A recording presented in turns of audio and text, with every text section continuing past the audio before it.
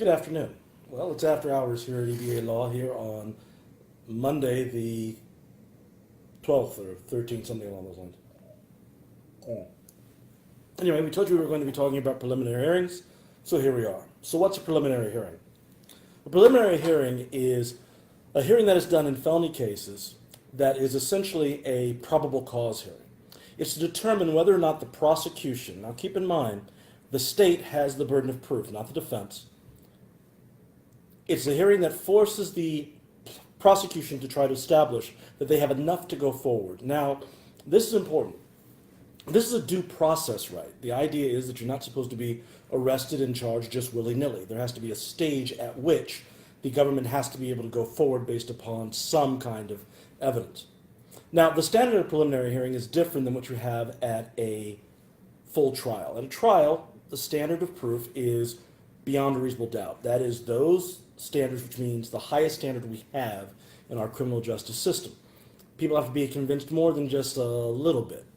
But a probable cause hearing is different. At a preliminary hearing, a judge can be satisfied with some of the evidence that barely gets over the bar, if you will. In fact, numerous judges will tell prosecutors, you got enough to be able to go forward, but I don't know if you're going to have enough at trial. So what happens at a preliminary hearing? Well, there are witnesses that testify. Now, under the law, police officers can't really testify on what was told to them generally. In a trial, that is. At a preliminary hearing here in California, they are able to do that. They have that ability.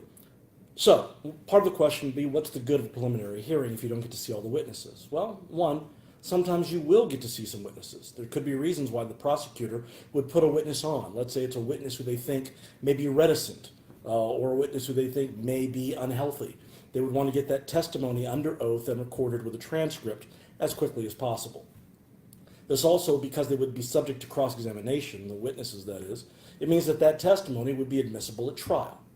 Now, for the defense, why would you want a preliminary hearing if it's just going to be the cops talking? Well, you want it for a variety of reasons. One is, it's your first chance to see what exactly the prosecution has. Now, we should emphasize the prosecution doesn't have to give you all the discovery at this point.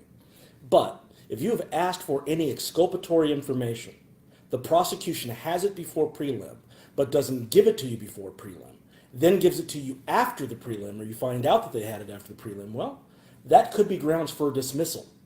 The other reason you want to have a preliminary hearing is you can get charges reduced or dismissed. We've been able to do that on numerous occasions. That's not a guarantee it happens to everybody, but it could be done. So in a nutshell, that's how preliminary hearings work. Now, there are other ways of indicting people via grand jury, and we can talk about that another time. Here in California, that's a lot more rare, whereas in Massachusetts, when I was prosecuting, preliminary hearings were rare, and it was grand jury indictments that were the usual course of action. Well, that's all for today, and we look forward to seeing you again. In the meantime, post time. Don't forget your sentence.